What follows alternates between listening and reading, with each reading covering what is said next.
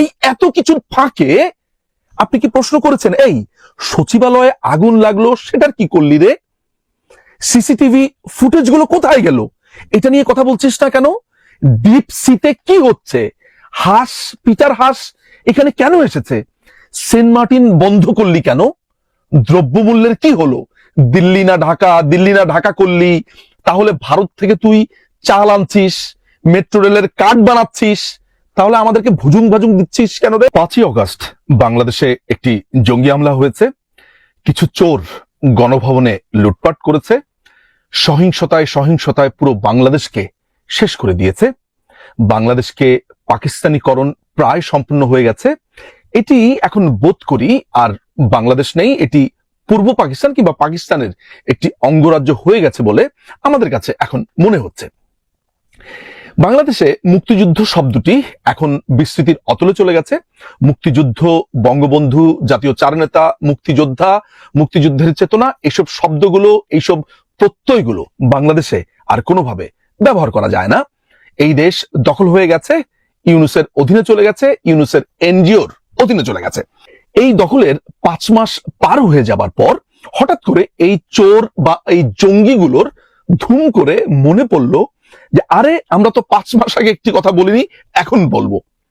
তারা করলো কি, গত 2 থেকে 3 দিন আগে হঠাৎ করে সম্মিলিতভাবে তাদের যে সাঙ্গুপাঙ্গু আছে সবাই মিলে ঘোষণা দিল যে আমরা 31শে ডিসেম্বর আমরা একটি ঘোষণা দেব। খুব কায়দা করে সেটির নাম দিয়েছে প্রোক্লেমেশন অফ জুলাই রেভলিউশন। তারা জুলাইয়ের ঘোষণাপত্র পড়বে, নানান ধরনের ঢাক ঢোল বাজিয়ে তারা এটা বলল। হঠাৎ করে তারা এটি কেন দিল, কি কারণ, বিভিন্ন মানুষ আমাকে নানান ভাবে প্রশ্ন করছে। আমি সে কারণে আজকের ভিডিওটা করছি আমার একটা পর্যালোচনার জন্য। তার আগে আপনাদেরকে একটা কথা একটু বলে নেওয়া ভালো, এবং বেশ কিছু ভিডিও আমি এই ভিডিওতেও ছোট ছোট ক্লিপস গুলো দেখাতে চাই। আমার মনে হয় এই পুরো ব্যাপারটা দেখে আপনারা একটা ধারণা করতে পারবেন। এই যে বলা হচ্ছে তারা 31শে ডিসেম্বর তারা একটি ঘোষণা দিবে, প্রোক্লেমেশন অফ জুলাই রেভলিউশন, ব্লা ব্লা ব্লা। এই জিনিসটা হচ্ছে পিওর অ্যাটেনশন সিকিং, প্লাস তাদের যে তাত্ত্বিক গুরু আছে ফরাদ মজহার, তার এতদিনের ক্রন্দনের ফসল। কেন এই দুটো কথা বলছি? প্রথম কথাটির উত্তর দেই, সেটি হচ্ছে যে 5ই অগস্টের পর থেকে এই গন্ডারগুলো বাংলাদেশে পুরো সপ্তাহ জুড়ে এমন একটা অবস্থা তৈরি করে রাখে, আপনি এদের ভাবতে না চাইলেও, এদের আপনি পাত্তা না দিলেও কোনো না কোনো ভাবে এরা আপনার সামনে এসে পড়ে। যেমন কোনো মানুষ তার মজুরির জন্য আন্দোলন করছে, এরা নাম দিয়ে দিয়েছে গার্মেন্টস লীগ। রিক্সাওয়ালারা ব্যাটারি চালিত রিক্সার জন্য আন্দোলন করছে, নাম দিয়ে দিয়েছে রিক্সা লীগ। আনসাররা তাদের অধিকারের জন্য আন্দোলন করছে, শ্রমিক, যেই লোকটাই কোনো একটা আন্দোলন করছে। এমনকি জুলাই ঘটনাতে এই জামাত শিবিরের সহিংসতাতে আহত বিভিন্ন মানুষ যখন হাসপাতালে কাতরাচ্ছে, তারা বেশি কেন কাতরালো, তারা কেন টাকা চাইলো, এদের নাম দিল যে এরা আসলে আওয়ামী লীগের কর্মী ছিল, এরা এখন জুলাইয়ের পক্ষের লোক বা লাল পতাকার পক্ষের লোক সেজেছে, এমনও বলেছে। অর্থাৎ চারুদিকে আপনাকে আওয়ামী লীগের ভূত দেখাবে। অর্থাৎ দেখেন ভাই আমি কিছু করতে পারছি না এই আওয়ামী লীগের কারণে, দেখেন ভাই আমি কিছু করতে পারছি না, শেখ হাসিনা ফেরত এসেছে। নানান ভাবে আপনাকে আওয়ামী লীগের ভূত দেখাচ্ছে, আওয়ামী লীগের গল্প আপনাকে বলছে, আর তাদের মুখের মধ্যে তো আছেই ফেসিজম, ফেসিস্ট, নানান ধরনের কথাবার্তা। অর্থাৎ কোনো না কোনো ভাবে বাংলাদেশে গত 5.5 মাস ধরে চিন্তা করে দেখুন তো যে তারা আলোচনাতে থাকতে চেয়েছে কি চায়নি। ধরা যাক আপনি তাদেরকে নিয়ে 2 দিন আলোচনা করলেন না, 3 দিনের মাথাতে একজন আরেকজনের গাড়িতে ধাক্কা মেরে বলবে আমাকে খুন করতে চেয়েছে, আমার গাড়িতে ধাক্কা দিয়েছে। কেউ যদি ধরেন ফোনে কেউ মজা করে তাদের সাথে কথা বলে আমাকে হত্যার হুমকি দিয়েছে। এক লোক সম্পূর্ণ একটা ডাইলখোর, একটা ড্যান্ডিখোর, রংপুরের এক ছেলে, সে বলছে তাকে নাকি হত্যার হুমকি দিয়েছে, নিজেই তার নিজের দরজার মধ্যে লিখে রেখেছে সমন্বয়ক সাবধান বা সামথিং লাইক দ্যাট। অর্থাৎ প্রত্যেকটা সময় তারা আলোচনার মধ্যে থাকতে চাইছে, আলোচনার একটা বস্তু হতে চাইছে, এইটা তো আছেই। প্লাস তাদের যে তাত্ত্বিক গুরু ফরাদ মজাহার একটি বই লিখেছিল গত বছর। এই বইটির নাম হচ্ছে গণ অভ্যুত্থান ও গঠন। এই বইটি ভেরি ইন্টারেস্টিং, যদিও তার বইয়ের প্রচার হয়ে যাচ্ছে, কিন্তু আলোচনা দরকার এই বইটা নিয়ে। এই বইটা গত বছর যখন লেখা হলো বা প্রকাশিত হলো, আমি সাথে সাথেই উইদিন 2 or 3 days আমি বইটা কিনি, এবং গত বছর এই বইটা যখন আমি কিছু অংশ পড়ছিলাম উল্টে পাল্টে, আমার কাছে তখন অবাক লাগলো যে বাংলাদেশে থাকা অবস্থাতে বাংলাদেশের সংবিধানকে ফ্যাসিবাদী সংবিধান বলছে, মুক্তিযুদ্ধকে অপমান করছে, বাংলাদেশের সংবিধানকে বাদ দিয়ে দিতে হবে, অনেক কথাবার্তা কিন্তু বলছে এই বইয়ের ভেতরে। বাংলাদেশের যারা কর্তা ব্যক্তিরা ছিলেন, আইন শৃঙ্খলা বাহিনীরা ছিলেন, তারা হয়তোবা এই বইটির ব্যাপারে জানতেন না কিংবা পাত্তা দেননি।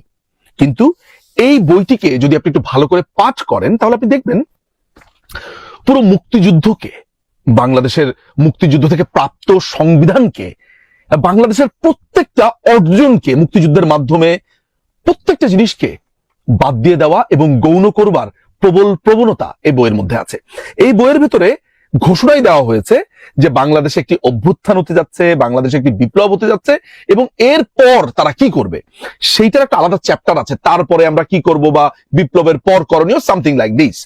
এই বইয়ের 163 পাতা থেকে যদি আপনি পড়া শুরু করেন, আপনি দেখবেন খুব পরিষ্কার করে লেখা আছে যে বাংলাদেশের যে মুক্তিযুদ্ধের পর যে আমাদের যে সংবিধান, যেখানে গণতন্ত্রের কথা বলা রয়েছে, যেখানে সমাজতন্ত্র, ধর্মনিরপেক্ষতা, যেখানে বাঙালি জাতীয়তাবাদের কথা বলা হয়েছে, এই পুরোটাকেই একটি মুজিববাদী সংবিধান বলে আখ্যা দেওয়া হয়েছে। চিন্তা করে দেখুন, মুক্তিযুদ্ধের পরে প্রাপ্ত সংবিধান যার মূলনীতিগুলো মুক্তিযুদ্ধের আগে বহুল বা চর্চিত হয়েছে, বঙ্গবন্ধুর ভাষণ, আওয়ামী লীগের কর্মসূচি, নানানভাবে এই চারটি মূল যেই ধারা রয়েছে, অর্থাৎ গণতন্ত্র, সমাজতন্ত্র, বাঙালি জাতীয়তাবাদ, ধর্মনিরপেক্ষতাবাদ, এগুলো নিয়ে বাংলাদেশ আওয়ামী লীগ মুক্তিযুদ্ধের আগে 70-এর নির্বাচনে নানানভাবে সভা, সেমিনার, সিম্পোজিয়ামে বারবার করে বলছে। অর্থাৎ মুক্তিযুদ্ধের মূল ব্যাপারগুলোই ছিল এই চারটি মূল নীতি। এই মূলনীতিকে তারা বলছে মুজিববাদী, এবং মুজিববাদী বলে এবং বঙ্গবন্ধুকে একনায়ক বলে এই সংবিধানকেও এখন একনায়ক বলছে। কিন্তু আপনি প্রশ্ন করছেন না যে এই সংবিধানে তো বাংলাদেশের 72-এর পর থেকে প্রত্যেকটা সরকার এই সংবিধানকে ফলো করেছে। আমি যদি অন্য সবাইকেও বাদ দেই, বাংলাদেশের আরেকটি পার্টি যারা একটা দীর্ঘ সময় ক্ষমতায় ছিল, বিএনপি, তারাও এই সংবিধান মেনেছে। এরশাদ ক্ষমতায় ছিল 9 বছর, তারাও এই সংবিধান মেনেছে। What about that? এবং এই সংবিধান নিয়ে প্রচুর আলাপও হয়েছে তার পক্ষে, এরাই বলেছে। সেটার কি হবে? আমাদের রাষ্ট্রের মূল স্তম্ভ সংবিধানকে, আমাদের সংবিধানের মূল কথা কি? 29 নম্বর অনুচ্ছেদের মূল কথা হচ্ছে সুযোগের সমতাকে বাধাগ্রস্ত করা যাবে না। রাষ্ট্র চাইলে শুধুমাত্র অনুগ্রহ সৃষ্টির জন্য সুযোগের সমতায় কিছুটা দেখা করাতে পারে, আমরা বলছি সেটা অবশ্যই। কিন্তু ফরাদ মজার একটা দীর্ঘ সময় বলেছে, বা গত বছর থেকে মূলত তারা এই বইটাতে বারবার বলে এসেছে যে যদি একটি অভ্যুত্থান তারা করে, বিপ্লব করে, এবং সে নিশ্চিত ছিল যেটা হবে, এটা হবার পরে তারা সংবিধান পরিবর্তন করে ফেলবে। কেননা সে বলতে চাইছে যে এই বিদ্যমান সংবিধানের অধীনে থেকে এই সংবিধান আপনাকে নানানভাবে প্রতি বিপ্লবী আচরণ করবে। অর্থাৎ সংবিধানের অধীনে যদি থাকেন তাহলে আপনি পুরো সিস্টেমেই থেকে গেলেন, অনেক কিছু। অর্থাৎ নতুন করে আপনাকে সংবিধান রচনা করতে হবে, এবং সেটা জনগণের মতামত নিয়ে পরিষ্কার করে লেখা আছে।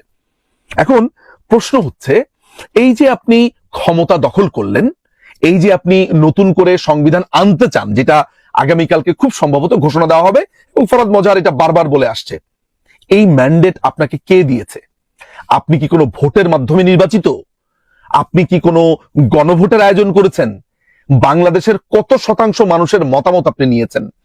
জেলা, উপজেলা, ইউনিয়ন, গ্রাম, মহকুমা, কোন পর্যায়ে গিয়ে আপনি পাবলিকের মতামত নিয়েছেন যে আমরা সংবিধান, 72-এর সংবিধানকে বাদ করে দিব, আমাদের নতুন সংবিধান আনবো? সেটার মতামত আপনার আছে? আপনি নেননি। আপনি গণতন্ত্রের কথা বলছেন, আপনি জনগণকে সম্পৃক্ত করবার কথা বলছেন, বইয়ের পরতে পরতে বারবার বলছেন যে আমাদেরকে সংস্কার প্রয়োজন। কিসের সংস্কার প্রয়োজন? কোনো মতামত ছাড়া, কোনো ভোট ছাড়া, নির্বাচন ছাড়া আপনি নতুন করে নিজের মনের মতো সংবিধান লিখে সেইটা চাপিয়ে দিয়ে আপনি নির্বাচন করবেন। অর্থাৎ আপনি একনায়কতান্ত্রিক আচরণ করে একটি গঠনতন্ত্র বানিয়ে মানুষকে আবার গণতান্ত্রিক হওয়ার সবক দিচ্ছেন। এটাই হচ্ছে ইউনূসের বাহিনী, এটাই ফরাদ মজারের বাহিনী। মজার ব্যাপার হচ্ছে তারা বারবার বলছে এটি একটি ফ্যাসিবাদী সংবিধান। আপনি যদি এই বইটা পড়েন, হাস্যকর ভাবে আপনি দেখতে পাবেন সেখানে রাশিয়ান বিপ্লবের পর লেনিন ওয়ান পার্টি গঠন করেছিল। অর্থাৎ সেখানে কমিউনিস্ট পার্টি ছাড়া আর কোনো পার্টি ছিল না, একটা মাত্র পার্টি। সেই পার্টির কথাই সবাইকে শুনতে হবে, বলশেভিক, তাদের কথা শুনতে হবে, তাদের কথা জানতে হবে এবং এভরিথিং। সেখানে কৃষি বিপ্লবের কথা হচ্ছে, যে কৃষকদের কথা শোনার কথা বলা হচ্ছে, সবই করেছে এক নায়ক ভাবে। সেই ফ্যাসিজমের উদাহরণ দিয়ে আপনার এই পুরো বই ভরিয়ে ফেলেছে। মাও জেদুং এর কথা বলছে, আরেক চরম ফ্যাসিস্ট একটা লোক। সেই মাও জেদুং, সেই লেনিন, তাদের উদাহরণ দিয়ে আসছে। আবার কথায় কথায় ফুকো ঝাড়ছে, কথায় কথায় আপনার নানান দার্শনিকদের কথা বলছে। প্রত্যেকেই পাশ্চাত্যের দার্শনিক, 100 বছর, 200 বছর, 60 বছর, 70 বছর আগের দার্শনিকদের কথা। কথায় কথায় তার উদাহরণ দিচ্ছে। এই যে বললাম লেনিনের উদাহরণ, যে নিজেই ছিল একটা এক নায়ক। আপনাকে এক নায়কের উদাহরণ দিয়ে বই লিখছে, সেই থিওরি আবার মানতে বলছে, সেই থিওরি আবার বাংলাদেশে পালন করতে বলছে, আবার নিজেরাই সংবিধান বানিয়ে আবার বলছে যে আমরা আবার জনগণের মতামত নিব। কিন্তু তা হচ্ছে না। এই হচ্ছে এদের পুরো চিন্তাধারা। এখন এই 31 তারিখে তারা যেটা করতে যাচ্ছে, অর্থাৎ সংবিধানকে রদ করা, সংবিধানকে বাতিল করা, কেন? কারণ হলো, কিছুদিন আগে তারা চেষ্টা করেছিল যে রাষ্ট্রপতি শাহাবুদ্দিন চুপ্পু সাহেবকে তার পদ থেকে অপসারণ করবে। সাংবিধানিক ভাবে তারা সেটা পারছে না এবং এও জানে যে বাংলাদেশে এখন বর্তমানে প্রধানমন্ত্রী হিসেবে মাননীয় প্রধানমন্ত্রী শেখ হাসিনাই আছেন, কেননা তিনি কোনো রেজিগনেশন দেননি। অর্থাৎ তারা কিন্তু বারবার বলছে যে বলছে এবং বুঝতে পারছে যে তারা অবৈধ। দেখলাম যে এই শিশু উপদেষ্টা নাহিদ বলছে যে আমরা তো অবৈধ, সাংবিধানিক ভাবে আমাদের কোনো জায়গা নেই। কথাটা খুবই সত্যি। অর্থাৎ তারা একটা ভয়ঙ্কর ভয়ের মধ্যে আছে যে সংবিধান যদি এটাকেই মেনটেন করতে হয়, তাহলে তারা একটা অসাংবিধানিক ভাবে আছে, অবৈধ ভাবে আছে, ভবিষ্যতে তাদের ফাঁসি হয়ে যেতে পারে।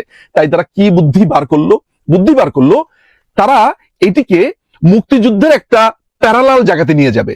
তারা যুক্তিটা এরকম দিচ্ছে যে মুক্তিযুদ্ধের পরে যদি আপনারা নতুন সংবিধান করে দেশ গড়তে পারেন, তাহলে এটাকে যদি আমরা দ্বিতীয় মুক্তিযুদ্ধ বলে নতুন করে সংবিধান করি, তাহলে এটা দ্বিতীয়বার। বুদ্ধির বহর দেখেন। অর্থাৎ ভবিষ্যতে তারা বলবে এটা নতুন করে আমরা দেশ স্বাধীন করেছি, তাই নতুন করে সংবিধান।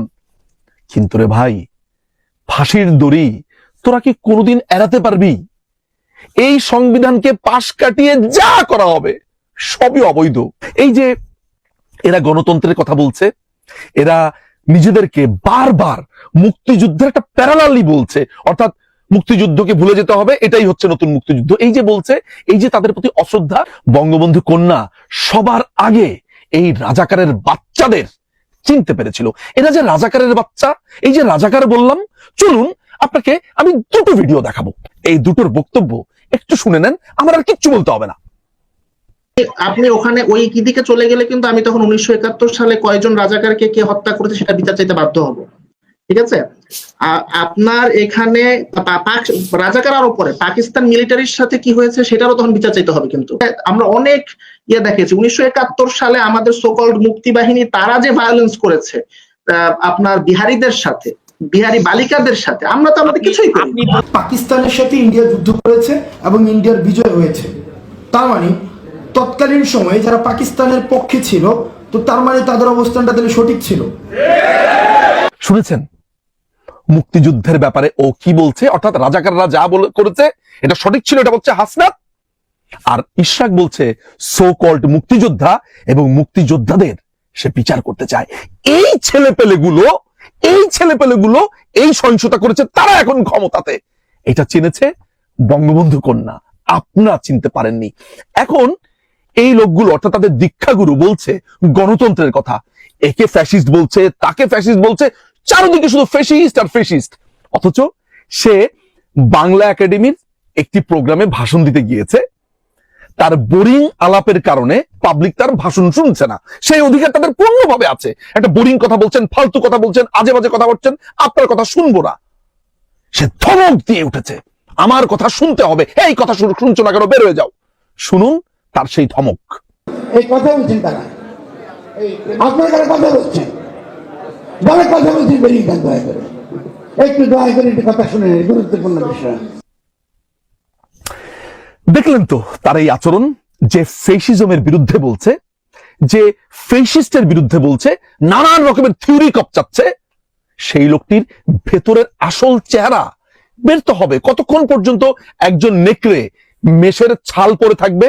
তার নখ বেরোয় এসেছে, তার এই রুদ্রমূর্তি, অর্থাৎ তার কথা জোর করে হলেও শুনতে হবে। একটা সামান্য প্রোগ্রামে যিনি জোর করে কথা শোনান, তিনি সারা বাংলাদেশের মানুষকে ঠিক কেমন রাখবে, বা এই দীক্ষাগুরুর গন্ডাররা এই দেশ কিভাবে চালাবে বুঝতেই পারছেন। অর্থাৎ বাংলাদেশকে ওরা মনে করছে যে ওদের একটা, যে ছোট বাচ্চারা খেলে না আপনার ক্লে দিয়ে, ল্যাবে বানানো কিছু ক্লে টাইপের আছে, কেউ ঘর বানায়, কেউ গাড়ি বানায়, বা এটাকে আবার ভেঙে আপনি আবার ধরা যাচ্ছে যে আপনি মানুষ বানিয়ে ফেলতে পারেন। অর্থাৎ এই বাংলাদেশকেও তারা এই কাদামাটির মতো ভেবেছে যে কখনো আমি সংবিধান চেঞ্জ করব, কখনো আমি এটা করব, কখনো ওটা করব। এই এত কিছুর ফাঁকে আপনি কি প্রশ্ন করেছেন, এই সচিবালয়ে আগুন লাগলো সেটার কি করলি রে? সিসিটিভি ফুটেজ গুলো কোথায় গেল? এটা নিয়ে কথা বলছিস না কেন? ডিপ সিতে কি হচ্ছে? হাঁস, পিটার হাঁস এখানে কেন এসেছে? সেন্ট মার্টিন বন্ধ করলি কেন? দ্রব্যমূল্যের কি হলো? দিল্লি না ঢাকা, দিল্লি না ঢাকা করলি, তাহলে ভারত থেকে তুই চাল আনছিস, মেট্রো রেলের কার্ড বানাচ্ছিস, তাহলে আমাদেরকে ভুজুং ভাজুং দিচ্ছিস কেন রে? বারবার ভারত বিদ্বেষ করছিস কেন রে? প্রশ্ন আপনি করছেন না, তাই প্রশ্নের উত্তরও আপনি পাচ্ছেন না। কয়েকটা বাচ্চা ছেলের কাছে সারা বাংলাদেশ জিম্মি হয়ে গেছে। বাংলাদেশ আওয়ামী লীগ নেই, ধরা যাক বাংলাদেশ আওয়ামী লীগকে আপনি খুব খারাপ বলেন, তারা নেই দৃশ্যপটে, নেই, তাহলে আপনি কোন বালটা ছিটছেন? আপনি এত বড় বড় কথা বললেন যে আওয়ামী লীগ নাকি মুক্তিযুদ্ধকে তার পকেটে ঢুকিয়েছে, বঙ্গবন্ধুকে সার্বজনীন হতে দেয়নি। তাহলে এই যে মুক্তিযুদ্ধকে সকল মুক্তিযোদ্ধা বলছে, মুক্তিযুদ্ধকে এভরিডে অপমান করছে, এই সহিংসতার সাথে মুক্তিযুদ্ধকে আপনার তুলনা করছে, ৭২-এর সংবিধান বাদ দিচ্ছে, আপনি মুখে কোন বালটা পুড়ে আছেন, কিচ্ছু বলছেন না। অনেকে বলবেন মুখের ভাষা খারাপ করি, আপনাদের জন্য মুখের ভাষা আমি ভালো করি কি করে? এতগুলো মানুষ কোনো প্রতিবাদ করছেন না, কেউ কোনো কথা বলছে না। বিএনপি কি এটা বুঝতে পারছে যে তারা নির্বাচনের কথা বলছে বলে তারা চিন্তা করে দেখেছে যে বিএনপিকে আউট করতে হবে এই মার্কেট থেকে, তা না হলে তারা নির্বাচন করে ক্ষমতা নিয়ে কি না কি করে বসে? বুঝতে পারছেন পুরো ঘটনা কোন দিকে যাচ্ছে, কি হচ্ছে না হচ্ছে? এই ৩১ তারিখ আর কিছুই না, শুধু নিজেদের ক্ষমতাকে একটা দীর্ঘ সময়ের জন্য বাংলাদেশের বুকে যাতে চেপে বসতে পারে, তাদের উপরে কেউ কথা না বলতে পারে, সেটারই ব্যবস্থা চলছে। দুটো উদাহরণ দিয়ে আমি আমার এই ভিডিওটি শেষ করব। ফরহাদ মাজারের যে বইটির কথা বলছিলাম, এই বইয়ের ভেতরে স্পষ্টভাবে লেখা আছে যে আপনি যদি একটি জমি কেনেন এবং জমিতে যদি আপনি আবাদ না করে, চাষাবাদ না করে, কোনো কারণে আপনি ফেলে রেখে দেন, ভবিষ্যতে কিছু করবেন বলে, নতুন সিস্টেমে এটা আপনাকে করতে দেওয়া হবে না, আপনার জমি সরকার নিয়ে নেবে। সেটার আবার উদাহরণ হিসেবে বলছে রাশিয়া। অর্থাৎ আপনি আপনার জমি ফেলে রাখতে পারবেন না, আপনার ইচ্ছা মনের মতো আপনি কিছুই করতে পারবেন না। সেই একই কথার আমি সুর পাই এই সমন্বয়ক নামে শৈলকুপার এক গন্ডারের। সে বলছে ছাত্রলীগের ছেলে বিয়ে করবে কেন? ছাত্রলীগের ছেলে হাতিতে উঠে বিয়ে করবে কেন? ছাত্রলীগের এক কর্মী বিয়ে করেছে, এই কারণে এক সমন্বয়ক নামে এক গন্ডারের বাচ্চা এইটাতেও বিরোধিতা করছে। এই যে গণতন্ত্রের কথা এরা বলছে, এদের ভেতর থেকে নেকড়ের যে নখটা সেটা এভাবেই বের হয়ে আসে। চলুন সেই ভিডিওটি একটু দেখে নেই।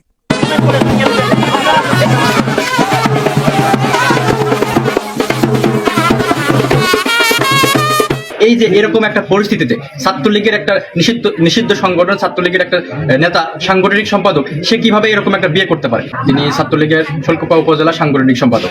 আমরা যেটা দেখলাম, একটা রাজকীয় একটা জমিদারি বিয়ে মতো, হাতি ঘোড়া পালকে নিয়ে একটা রাজকীয় সেখানে নাচ গান করা, স্টেজে গান করা, বিভিন্ন প্রভাবশালীদের নিয়ে একটা বিয়ের অ্যারেঞ্জমেন্ট করা, এটা আমাদের কাছে আসলে একটা দৃষ্টিগোচর মনে হয়েছে।